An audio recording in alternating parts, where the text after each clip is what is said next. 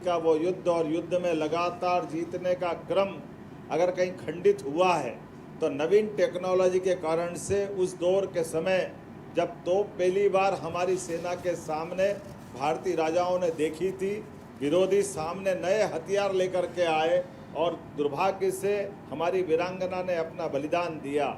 लेकिन आज के दौर में यशस्वी प्रधानमंत्री श्रीमान नरेंद्र मोदी जी के नेतृत्व में माननीय रक्षा मंत्री जी का जो हमारा अपना उनका व्यवहार तो अत्यंत सरल है, लेकिन संकल्प उतना ही कठोर और वज्र के समान है जो देश के दुश्मनों को उनके घर में घुस के मारने का रिकॉर्ड आपके माध्यम से बनता है। मुझे इस बात की प्रसन्नता है जब हम अपने रक्षा मंत्री जी की तरफ देखते हैं और जब वो हमारे यहाँ आते हैं तो हमारा उन पे भरोसा भी है और हमारे भरोसे के साथ उनका ट्रस्ट के साथ टारगेट देने का भी मौका मिलता है।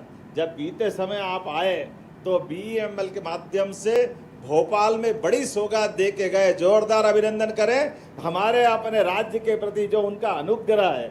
हमारे यहाँ राज्य के अंदर रेलवे के विभिन्न प्रकार के कोच बनाने के लिए भी भोपाल में आपके माध्यम से पिछले वर्ष ही माननीय संजीव जी भी यहाँ रक्षा सचिव आपके और आपके माध्यम से जो हमको बड़ी सौगात मिली है कि वंदे भारत से लेकर कई प्रकार के कोच हमारे यहाँ अपने राज्य की धरती पे बन रहे हैं। और आज यहाँ इस स्थान पर एक बड़ा निर्णय हो रहा है और बड़ा निर्णय वास्तव में हमारे लिए कल रक्षाबंधन है, लेकिन सच में आज ये रक्षा का संकल्प बॉर्डर के लिए नए प्रयोग के साथ हो रहा है। जोरदार अभिनंदन करें टी सीरीज के लिए। भारतीय सेना का डिफेंस सिस्टम अपने रक्षा के नए संकल्प के बलबूते पर एक नए दौर के अंदर प्रवेश कर रहा है। जब T-20 हो, T-90 हो, इनके टैंकों के लिए आज जब यहाँ नए अपने प्रकार के आर्म्ड व्हीकल निगम के माध्यम से ये टी सीरीज के टैंकों का एक तरह से नवीनीकरण भी होगा। और ये हमारा पुराने समय से गन फैक्ट्री और वैसे तो जबलपुर के अंदर की फैक्ट्रियों ने अपनी पहचान बनाई है। बड़े पैमाने पर हमारी माइंस के प्रोटेक्टिव के लिए भी यहाँ से वाहन निकलते रहे। चार इंडस्ट्रियाँ थी, लेकिन आज के समय में पुनः हमारे इंडस्ट्रियों का नवीन जीवन देते हुए नए प्रकार से जो संकल्प के बलबूते पे चल रहे हैं कि आज की समय की आने वाले समय की चुनौतियों के लिए ये जो नया संकल्प की शुरुआत हुई है, सच में मैं मध्य प्रदेश धरती से 450 करोड़ के नए प्रोजेक्ट के लिए जोरदार अभिनंदन करें। माननीय रक्षा मंत्री जी के माध्यम से हमारे राज्य के अंदर निवेश को लेकर के माननीय रक्षा मंत्री जी हम लगातार प्रयास कर रहे हैं। राज्य के युवाओं को रोजगार की दृष्टि से, राज्य की आर्थिक समृद्धि के लिए, भविष्य के बढ़ते भारत के कदम के साथ मध्य प्रदेश भी कदम से कदम मिला के चले। इस दिशा में हम जब काम देखते हैं तो बीते दिन हमने मालनपुर में कल ही एक गोदरेज फैक्ट्री का बड़ा लगभग 400 करोड़ से ज़्यादा का नए प्रोजेक्ट का कल वहाँ लोकार्पण किया है। और आज आपके माध्यम से 450 करोड़ की फिर सौगात मिल रही है। ये हमारे राज्य के लिए अंदर भी निवेश की नई गंगा बह रही है। और साथ ही साथ खास करके वर्तमान के समय में मैं जब ये देखता हूँ कि आप भारत सरकार के माध्यम से कितने प्रकार के काम हो रहे हैं। UCC ये कहाँ हम कभी कल्पना नहीं कर सकते थे, लेकिन मध्य प्रदेश उन बड़े राज्यों में से है जिसने UCC अपने राज्य के अंदर लागू करके क्या हिंदू, क्या मुस्लिम, क्या ईसाई, क्या पारसी, सारे धर्मों के लिए एक देश, एक विधान, एक निशान, एक प्रधान, ये हमारी आज़ादी के साथ संविधानिक अंदर की अंतर्मन की आत्मा थी, उसको हमने आकार साकार देने का प्रयास किया है। आज के इस अवसर पर मध्य प्रदेश कई सेक्टर में समान रूप से आगे बढ़ रहा है। शिक्षा, चिकित्सा, इंफ्रास्ट्रक्चर, निवेश, हर क्षेत्र में आगे बढ़ते हुए आज एक अच्छे मुकाम पे पहुंचा है, जिसका परिणाम है 76,000 करोड़ से ज़्यादा का निर्यात विदेश के अंदर मध्य प्रदेश सरकार की ओर से किया जा रहा है। यह उल्लेखनीय बहुत बड़ी छलांग है हमारे मध्य प्रदेश के अंदर से। मैं उम्मीद करता हूं आपके नेतृत्व में ऐसी और लगातार सौगातें मिलती जाएगी। आप बार बार पधारते जाओ और मध्य प्रदेश के अंदर हमारा भोपाल के बाद जबलपुर ये क्रम लगातार चलता रहेगा। मैं पुनः आपका वंदन करता हूं, अभिनंदन करता हूं। बहुत बहुत धन्यवाद। बोलिए भारत माता की।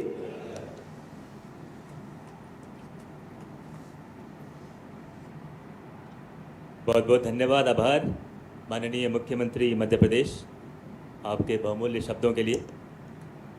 देवी और सज्जनों, पिछले एक दशक के दौरान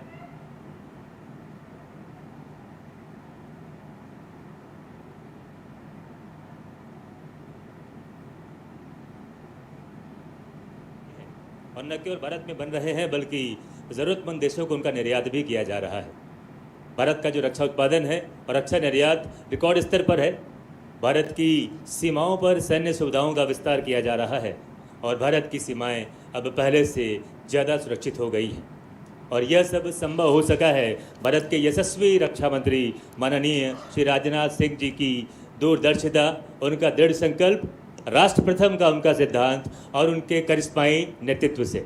देवी और सज्जनों, अब बिना देरी किए माननीय रक्षा मंत्री महोदय का वंदन अभिनंदन करते हुए आप सबकी जोरदार करतल ध्वनि के साथ निवेदन माननीय रक्षा मंत्री महोदय से कि वो अपने संबोधन के लिए पधारें और हम सबको कृतज्ञ करें।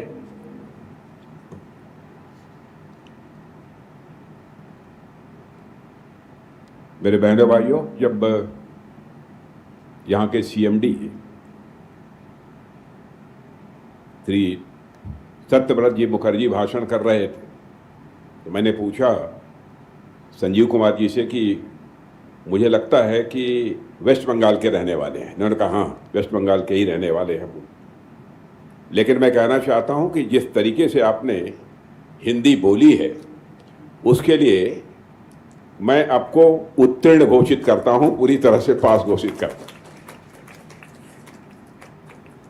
और पास करने की जिम्मेदारी मैं स्वयं इसलिए लेता हूं कि मैं भी एक पोस्ट ग्रेजुएट कॉलेज में फिजिक्स का टीचर रह चुका हूं। इसलिए पास करना, फेल करना यह भी अपने आप में होता है। हमारे मध्य प्रदेश के बहुत ही dynamic chief minister doctor Mohan Yadav ji, Shri Rakesh Singh minister of public works Madhya Pradesh, और बहुत ही हमारे संसद में प्रभावी तरीके से जो अपने विचारों को प्रस्तुत करते हैं ऐसे सांसद श्री आशीष जी दुबे, श्री जगत बहादुर सिंह जी महापौर जबलपुर, श्री अशोक रोहानी जी सदस्य विधानसभा मध्य प्रदेश, और कार्यक्रम में उपस्थित अन्य विधायकगण, Shri Sanjeev Kumar secretary defence production, lieutenant general Amardeep Singh Aujla master general of sustenance, doctor Garima Bhagat joint secretary land systems, Shri Satyavrat Mukherjee CMD AVNL, Shri Praveen Kumar मुख्य महाप्रबंधक व्हीकल फैक्ट्री और AVNL के सारे हमारे कर्मचारीगण, मेरे मीडिया के मित्रों, देवियों व सज्जनों, सबसे पहले व्हीकल फैक्ट्री जबलपुर में T72 और T90 टैंक्स के ओवरहॉल के लिए स्ट्रेटजिक फैसिलिटी के भूमि पूजन के अवसर पर मैं आप सभी को अपनी तरफ से हार्दिक बधाई देता हूं। आप सब ने हम लोगों के यहाँ आगमन के बाद तालियां बजाकर बहुत ही गर्मजोशी के साथ स्वागत किया है, लेकिन मैं मानता हूं कि भारत की परंपरा है और शिष्टाचार का तकाजा भी है। स्वागत, अभिनंदन और सलाम दुआ का कार्यक्रम कभी एकतरफा नहीं होना चाहिए। इसलिए मैं अपनी तरफ से भी और अपने मंच की तरफ से भी AVNL के सारे कर्मयोगी बहनों भाइयों का हार्दिक अभिनंदन करता हूं। मैं आप सबका स्वागत करता हूं। आज का दिन हमारी इंडस्ट्रियल सेल्फ रिलायंस को नई ऊंचाई देने का और जबलपुर जैसे ऐतिहासिक शहर में एक डिफेंस मैन्युफैक्चरिंग के नक्शे पर और अधिक गौरवशाली स्थान दिलाने का यह दिन है, ऐसा मैं मानता हूं। मैं इस नेशनल इंपॉर्टेंस के प्रोजेक्ट के लिए मध्य प्रदेश सरकार का भी आभार व्यक्त करता हूं, जिन्होंने इस प्रोजेक्ट के लिए अपना पूरा सहयोग दिया है। मध्य प्रदेश सरकार ने उद्योग, निवेश और रक्षा विनिर्माण के क्षेत्र में जिस दूरदर्शिता, सक्रियता और कमिटमेंट के साथ कार्य किया है वह प्रशंसनीय है। साथियों, ग्लोबल इन्वेस्टर समिट 2025 में नई नीतियों का प्रभावी क्रियान्वयन इन्वेस्ट यम्पी 3.0 के माध्यम से पारदर्शी एवं सुगम अनुमोदन व्यवस्था तथा उद्योग अनुकूल नीतियां राज्य को निवेश के आकर्षक केंद्र के रूप में स्वाभाविक रूप से स्थापित कर रही हैं। विशेष रूप से ग्वालियर चंबल क्षेत्र में 3073 हेक्टेयर भूमि पर रक्षा विनिर्माण की संभावनाएं और 16,960 करोड़ से अधिक के प्रस्तावित निवेश इस दिशा में राज्य की महत्वाकांक्षी सोच को भी दर्शाते हैं। साथियों, यह प्रयास मध्य प्रदेश को भारत का अगला प्रमुख defence and aerospace manufacturing hub बनाने की मजबूत नींव रख रहा है। इन सब अचीवमेंट्स के लिए मैं प्रदेश के मुख्यमंत्री डॉक्टर मोहन यादव और उनकी पूरी टीम को अपनी तरफ से हार्दिक बधाई देता हूं। साथियों, आज जिस फैसिलिटी का हम यहां भूमि पूजन आज किया है, यह प्रोजेक्ट कोई सामान्य प्रोजेक्ट नहीं है। यह अपने आप में भारत की बढ़ती हुई टेक्नोलॉजिकल कॉन्शसनेस, हमारी इंडस्ट्रियल कैपेबिलिटी और डिफेंस सेक्टर में हमारे बढ़ते कॉन्फिडेंस की एक यह नई मिसाल है। यह प्रोजेक्ट हमारे उन सैनिकों के लिए एक वरदान सिद्ध होगी जो इन टैंक्स के सहारे दुश्मनों को नेस्त नाबूद कर देते हैं। और सबसे बड़ी बात यह है कि यह प्रोजेक्ट जबलपुर और आसपास के क्षेत्रों के स्थानीय लोग, हमारे किसान, हमारे मजदूर, हमारे नौजवान, हमारे छोटे उद्यमी के जीवन में भी समृद्धि और रोजगार के नए दरवाजे भी खोलने वाला है। साथियों, आजकल की दुनिया में क्या चल रहा है, दुनिया किस तरह की स्थिति से गुजर रही है, मैं समझता हूं यह चीजें किसी से छिपी नहीं हैं। टेलीविजन पर बैठकर खबरें देखते हुए एक आदमी भी यह आराम से समझ सकता है कि किस तरह से दुनिया में खासकर रक्षा क्षेत्र में नई नई टेक्नोलॉजीज आ रही हैं। ड्रोन्स और मिसाइल्स की बातें अब बहुत सी विशिष्ट जगहों से बाहर निकलकर आम जनता के बीच भी पहुंच चुकी हैं। यानी लगभग सभी लोग जानते हैं कि यह जमाना युद्ध में नई टेक्नोलॉजीज का है। पुराने तौर तरीकों से जीतने वाली लड़ाई लड़ना यह संभव नहीं है। ऐसे में जब हम लोग आज टैंक की बात कर रहे हैं तो जाहिर सी बात है कि मन में सवाल उठता होगा कि आज के ज़माने में जब ड्रोन्स और मिसाइल्स हैं तो टैंक्स की ज़रूरत क्या है। कुछ एक्सपर्ट तो ये भी मानते हैं कि टैंक्स अब पुराने पड़ गए हैं, अब उनका ज़माना तो समाप्त हो गया है। लेकिन मेरा विचार इससे थोड़ा अलग है। आज के समय में मैं मानता हूं साथियों, वॉरफेयर का कैरेक्टर जरूर बदला है। ड्रोन्स हैं, प्रिसीजन गाइडेड वेपन्स हैं, मिसाइल्स हैं, सैटेलाइट्स हैं, आर्टिफिशियल इंटेलिजेंस है, साइबर वॉरफेयर है। लेकिन इसका अर्थ यह नहीं है कि टैंक्स की प्रासंगिकता समाप्त हो गई है। आज भी टैंक्स की प्रासंगिकता बनी हुई है, यह मैं विश्वास के साथ कहता हूं। फील्ड पर जाकर जो कुछ भी मैंने देखा है और अपने जवानों से बातचीत करने के बाद मैं जिस नतीजे पर पहुंचा हूं, आधुनिक वॉरफेयर में किसी एक प्लेटफॉर्म की नहीं है, बल्कि कंबाइंड कैपेबिलिटी की आवश्यकता होती है। Tank, infantry, artillery, drones, air power, surveillance और प्रिसीजन वेपन्स, ये सारे के सारे मिलकर एक इंटीग्रेटेड कम्बैट सिस्टम बनाते हैं। और इस प्रकार एक प्रैक्टिकल उदाहरण हमारी सेना द्वारा इंटीग्रेटेड बैटल ग्रुप के रूप में प्रस्तुत भी किया गया है। सबकी अपनी स्ट्रेंथ होती है, इस सच्चाई को कोई नकार नहीं सकता। जैसे टैंक की सबसे बड़ी स्ट्रेंथ होती है उसकी मोबिलिटी, प्रोटेक्शन और फायर पावर का कॉम्बिनेशन। वह कठिन टेरेन में भी सैनिकों को प्रोटेक्टेड मोबिलिटी देता है। साथ ही टैंक्स ग्राउंड ऑपरेशंस में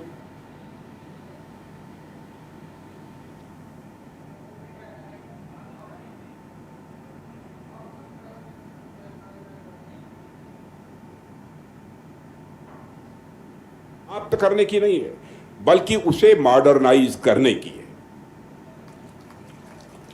उसे बेहतर सेंसर्स और मॉडर्न बैटलफील्ड रिक्वायरमेंट्स के अनुरूप उसकी क्षमता, उसकी कैपेबिलिटी से इक्विप करने की जरूरत है। यह किसी एक वेपन सिस्टम बनाम दूसरे वेपन सिस्टम की लड़ाई नहीं है, यह पूरे कम्बैट सिस्टम की लड़ाई है। इस पूरे सिस्टम में टैंक का रोल मैं मानता हूं आज भी महत्वपूर्ण है, इस सच्चाई को कोई नकार नहीं सकता।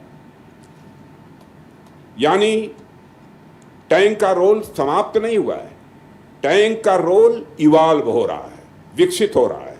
यानी टेक्नोलॉजी बदल रही है, युद्ध का कैरेक्टर बदल रहा है, लेकिन जमीनी लड़ाई, ग्राउंड कम्बैट जिसे बोलते हैं, ग्राउंड कम्बैट में टैंक्स की आवश्यकता आज भी समाप्त नहीं हुई है। और यही बात हमारी डिफेंस पॉलिसी को भी गाइड कर रही है। और हमारी अप्रोच किसी एक प्लेटफॉर्म को दूसरे प्लेटफॉर्म का सब्स्टिट्यूट मानना नहीं है। हमें ड्रोन भी चाहिए, हमें मिसाइल भी चाहिए, हमें आर्टिलरी भी चाहिए, हमें इलेक्ट्रॉनिक वारफेयर भी चाहिए, हमें एनर्जी वेपन्स भी चाहिए, और हमें मॉडर्नाइज टैंक्स भी चाहिए। और हमें यह तय नहीं करना है कि टैंक चाहिए या ड्रोन, हमें यह सुनिश्चित करना है कि हमारे सैनिकों के पास टैंक भी हों, हमारे सैनिकों के पास ड्रोन भी हों, और दोनों के बीच बेहतर कोऑर्डिनेशन हो, यानी दोनों के बीच बेहतर समन्वय हो। मुझे विश्वास है जबलपुर की यह फैसिलिटी आने वाले समय में इसी विजन को आगे बढ़ाएगी। साथियों, जबलपुर की पहचान पहले से ही एक डिफेंस मैन्युफैक्चरिंग और मिलिट्री इंस्टीट्यूशन के कारण रही है, लेकिन आज हम उस आइडेंटिटी यानी उस पहचान को एक नए लेवल पर ले जाने की दिशा में अपने कदम आगे बढ़ा रहे हैं। हमारा प्रयास है कि Jabalpur defence technology, maintenance, modernisation और मैन्युफैक्चरिंग का एक प्रमुख हब बनकर खड़ा हो जाए, यह हमारी कोशिश है। साथियों, मुझे विशेष रूप से यह प्रसन्नता है कि 472 करोड़ रुपए की लागत से बनने वाले इस प्रोजेक्ट में हमारे माननीय प्रधानमंत्री, हमारे स्थानीय टैलेंट यानी हमारी स्थानीय प्रतिभाएं और टेक्निकल वर्कफोर्स को भी अवसर मिलेगा। हमारे नौजवानों में स्किल की कमी नहीं है। यह केवल मैं नहीं कह रहा हूँ, दुनिया के दूसरे देशों के लोग भी सच्चाई को स्वीकार करते हैं। भारत में के नौजवानों के अंदर टेक्निकल जो स्किल चाहिए उसकी कोई कमी नहीं है, बल्कि दुनिया के दूसरे देशों में जाकर अपनी स्किल से वह वहाँ पर करिश्मा कर रहे हैं। हमारे नौजवानों में कोई कमी नहीं है स्किल की, आवश्यकता है उन्हें अपॉर्चुनिटी, टेक्नोलॉजी और सही इकोसिस्टम देने की। जब ये तीनों चीज़ें हमारे नौजवानों को मिलेंगी तो वही नौजवान नेशन बिल्डिंग के सबसे इम्पॉर्टेंट फैक्टर बनेंगे। आज दुनिया भारत को देखने का नज़रिया दुनिया का बदल गया है, और आज इसके पीछे आत्मनिर्भर भारत के लिए हमारे प्रयास जिम्मेदार हैं। भारत का रक्षा क्षेत्र अब आत्मनिर्भरता की ओर तेजी से अपने कदम आगे बढ़ा चुका है। यदि मैं आंकड़ों की बात करूं तो मुझे यह कहते हुए बेहद खुशी होती है कि भारत का रक्षा क्षेत्र अब पूर्ण रूप से आत्मनिर्भर होने की दिशा में अपने कदम आगे बढ़ा चुका है, और हम आत्मनिर्भर बनकर रहेंगे। पिछले 10 वर्षों में आप सबने, हम सबने मिलकर जो परिश्रम किया है उसका परिणाम आज हमको देखने को मिल रहा है। 2014 में हमारा domestic defence production approximately 46,000 crore था, केवल 40,000 करोड़ था। यानी हम लोग हमेशा सिर्फ 46,000 का हथियार, अन्य साजो सामान बनाकर बहुत ही संतुष्ट हो जाते थे कि हमने करिश्मा कर दिया। लेकिन आज आपको जानकर खुशी होगी, आज वही डिफेंस प्रोडक्शन जो कभी केवल 46,000 करोड़ का होता था, वह अप्रॉक्सीमेटली 1,80,000 करोड़ रुपए तक पहुंच गया। इसके अलावा 2014 के समय भारत का जो डिफेंस एक्सपोर्ट था वह अप्रॉक्सीमेटली 1000 करोड़ हुआ करता था बलूचों के खौफ और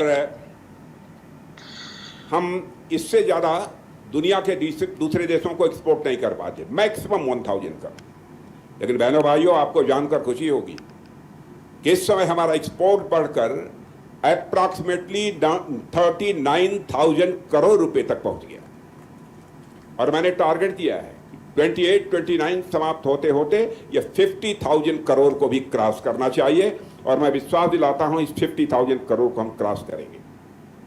आपके सेक्रेटरी डिफेंस प्रोडक्शन ने भी मुझे आश्वस्त किया है। दुनिया भारत को एक मैन्युफैक्चरिंग पावर, टेक्नोलॉजी पार्टनर और ट्रस्टेड डिफेंस पार्टनर के रूप में देख रही है साथियों। और इस बदलते भारत में जबलपुर की भूमिका कम महत्वपूर्ण नहीं है। यहाँ की फैक्ट्रीज, यहाँ के इंजीनियर्स और यहाँ के टेक्नीशियंस, यहाँ के हमारे स्किल्ड वर्कर्स और यहाँ के नौजवान इस परिवर्तन के बहुत ही महत्वपूर्ण एक भागीदार हैं। साथियों, इस प्रोजेक्ट का बैकग्राउंड भी अपने आप में मैं कहना चाहता हूँ यूनिक है, अपने आप में यूनिक है, विशेष है। जैसा कि आप सब जानते हैं कि हमारी इंडियन आर्मी दुनिया की सबसे पावरफुल फोर्सेज में से एक है। ऐसे में हमारी ज़रूरतें भी बहुत ज़्यादा होती हैं और ग्राउंड वारफेयर यानी ज़मीनी लड़ाई इसे कहते हैं। इस ग्राउंड वारफेयर में T-72 और T-90 वेरिएंट के टैंक्स हमारे लिए बहुत ही आवश्यक है। आवश्यक ही नहीं बल्कि बहुत ही आवश्यक है। और ये टैंक्स हमारी सीमाओं पर आयरन वाल बनकर खड़े हैं मेरे साथियों। यही हमारे टैंक सीमाओं पर आयरन वाल बनकर खड़े हैं। और पिछले 40 वर्षों में हैवी व्हीकल फैक्ट्री यानी HVF ने इंडियन आर्मी को लगभग 4,400 टैंक्स की सप्लाई की है। मैं ABL को अपनी तरफ से बधाई देता हूँ। मैं मानता हूँ यह आंकड़ा अपने आप में गर्व करने लायक है और आप सभी कर्मयोगी भाइयों को भी इसके लिए मैं बधाई देता हूँ। ये टैंक आज भी हमारी सीमाओं पर दुश्मन के लिए काल बनकर खड़े हैं और हमारे जवानों का मोरल बनकर खड़े हैं। लेकिन साथियों, किसी भी मशीन की तरह टैंक्स को भी समय समय पर मेंटेनेंस और रिपेयर की ज़रूरत होती है। जब टैंक कई वर्षों तक कठोर परिस्थितियों में काम करता है तो उसकी परफॉर्मेंस पर भी किसी न किसी सीमा तक असर पड़ता ही है। इसलिए ओवरहालिंग का यह काम हमारी आर्मी की ऑपरेशनल रेडीनेस के लिए बहुत ही आवश्यक हो जाता है। और यह कितना ज़रूरी है इसको आप इस बात से समझिए कि वर्तमान में इंडियन आर्मी को हर साल 230 टैंक्स की ओवरहालिंग की आवश्यकता है। 230 टैंक्स की ओवरहालिंग की ज़रूरत है हमारी आर्मी को, ताकि आर्मी की तैयारी और स्ट्रेंथ, उसकी ताकत में किसी भी प्रकार की कोई कमी ना आने पाए। लेकिन हैवी व्हीकल फैक्ट्री अवाड़ी में अभी केवल 150 यानी 150 टैंक की ओवरहालिंग कैपेसिटी विकसित की गई है। यानी हर साल 80 टैंक्स की कैपेसिटी गैप रह जाती थी। यह गैप हमारी नेशनल सिक्योरिटी के लिए मैं मानता हूँ एक बहुत बड़ी चुनौती थी और इस गैप को फिलअप करने के लिए, इस गैप को दूर करना, मैंने यह माना कि हमारी यह सरकार की यह रिस्पॉन्सिबिलिटी है, यह जिम्मेदारी है। और यही गैप दूर करने के लिए आज जबलपुर की धरती को चुना गया है मेरे बहनों भाइयों। आज इस प्रोजेक्ट का भूमि पूजन हुआ है और उसके तहत यहाँ जबलपुर में हर साल 80 टैंक्स की ओवरहालिंग की एडिशनल कैपेसिटी यानी अतिरिक्त क्षमता स्थापित की जाएगी। जब यह प्रोजेक्ट पूरा हो जाएगा तो HVF अवाड़ी की 150 टैंक्स की कैपेसिटी और VFJ की 80 टैंक्स की कैपेसिटी मिलकर हर साल 230 टैंक्स की ओवरहालिंग कर सकेंगे यहाँ पर। इससे हमारी आर्मी को अपनी ज़रूरत के अनुसार समय पर टैंक्स मिलने में सुविधा होगी। मैं आर्मर्ड व्हीकल्स निगम लिमिटेड यानी ABNL को भी इस प्रोजेक्ट के लिए शुभकामनाएं देता हूं और साथियों, एबीएनएल हमारे देश के डिफेंस इंडस्ट्रियल स्ट्रक्चर का एक इम्पॉर्टेंट पिलर है और उस पिलर को और अधिक मजबूत करने का काम यदि कोई करता है तो आप जैसे कर्मयोगी बहन भाई ही करते हैं। एबीएनएल के पास T-72 और T-90 वेरिएंट के टैंक्स की ओवरहालिंग का 25 वर्षों से अधिक का अनुभव है। मुझे पूरा विश्वास है कि यह इंस्टीट्यूशन आने वाले वर्षों में क्वालिटी, प्रोडक्टिविटी, इनोवेशन और ग्लोबल कॉम्पिटिटिवनेस के नए बेंचमार्क स्टैब्लिश करने में कामयाब होगा। साथियों, हम सबको नई दुनिया की नई चुनौतियों के लिए तैयार रहना होगा। आज दुनिया में वारफेयर का कैरेक्टर यानी युद्ध का चरित्र बहुत ही तेजी के साथ बदल रहा है। पहले युद्ध मुख्य रूप से युद्ध के मैदान यानी बैटलफील्ड और बॉर्डर्स पर लड़े जाते थे। अब वार टेक्नोलॉजी, इंफॉर्मेशन, साइबर डोमेन और सप्लाई चेन्स पर भी लड़ा जाता है। ऐसी स्थिति में जिस देश के पास एडवांस टेक्नोलॉजी होगी, जिसकी सप्लाई चेन रेजिलिएंट होगी यानी मजबूत होगी, जिसकी इंडस्ट्रियल कैपेसिटी मजबूत होगी और जिसकी इनोवेशन कैपेबिलिटी तेज होगी, वही देश किसी लंबे कन्फ्लिक्ट से टिकने में सक्षम हो पाएगा और उसी की हमारी तैयारी है। इसलिए हमारे प्रधानमंत्री के नेतृत्व में हमारी सरकार का यह बहुत 7 बजे से महत्वपूर्ण विजन है 12:30 कि रक्षा क्षेत्र में हम दूसरों पर हमको अब निर्भर नहीं रहना है। इसके लिए हमारा प्रयत्न चलते रहना चाहिए और हमने तय किया है कि हम अपने सैनिकों को क्रिटिकल इक्विपमेंट के लिए फॉरेन सप्लाई चेन्स पर आश्रित नहीं रखेंगे। हम अपने देश में वेपन्स बनाएंगे, अपने देशवासियों के हाथों से बनाएंगे, अपने देश में उनकी रिपेयर भी करेंगे, अपने देश में उनकी मेंटेनेंस भी करेंगे, अपने देश में उन्हें मॉडर्न टेक्नोलॉजी से अपग्रेड भी करेंगे। यहीं के नौजवान नई टेक्नोलॉजी ईजाद करेंगे और अपने देश में ही उनके नेक्स्ट जनरेशन कैपेबिलिटीज को भी हम डेवलप करेंगे। और आज का यह प्रोजेक्ट उसी आत्मनिर्भरता की एक मजबूत कड़ी है मेरे साथियों। और हमारा लक्ष्य है कि आने वाले वर्षों में भारत दुनिया की लीडिंग डिफेंस मैन्युफैक्चरिंग और एक्सपोर्ट्स हब्स में अपनी मजबूत पहचान बनाए और इस नेशनल मिशन में जबलपुर जैसी फैसिलिटीज इंपॉर्टेंट रोल प्ले करेंगी, ऐसा मेरा पक्का विश्वास है। और मुझे पूरा विश्वास है कि इस प्रोजेक्ट से जुड़े सभी स्टेक होल्डर्स इस रेस्पॉन्सिबिलिटी को पूरी एफिशिएंसी के साथ, पूरी सिंसियरिटी के साथ निर्वाह करेंगे। मैं मध्य प्रदेश सरकार का भी हृदय से आभार व्यक्त करता हूं। मुख्यमंत्री श्री मोहन जी यादव और उनकी पूरी टीम ने इस प्रोजेक्ट को ग्राउंड लेवल पर इस्टेब्लिश करने में हर संभव सहयोग दिया है। इसके लिए मैं उन्हें बधाई भी देता हूं।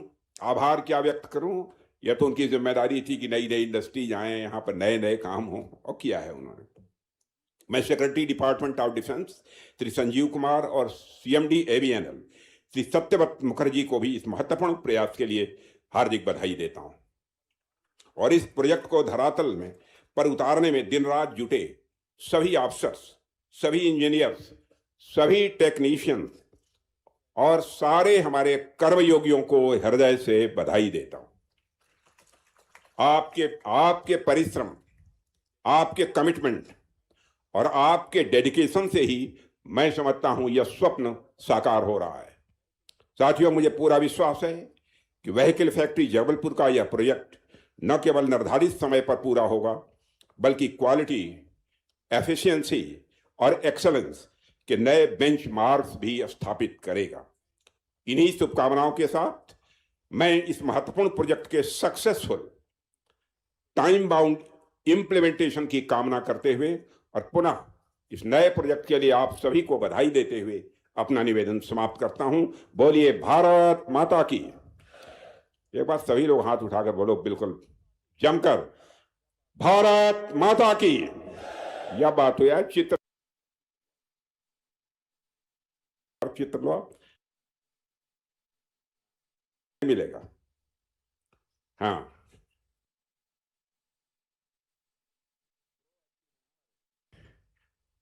प्रोएक्टिव हैं हमारे लोग।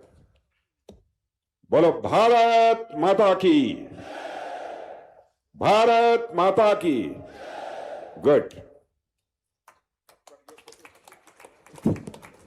बहुत बहुत धन्यवाद, आभार माननीय रक्षा मंत्री महोदय, आपके बहुमूल्य शब्दों के लिए, आपके मार्गदर्शन के लिए, आपके आशीर्वचन के लिए।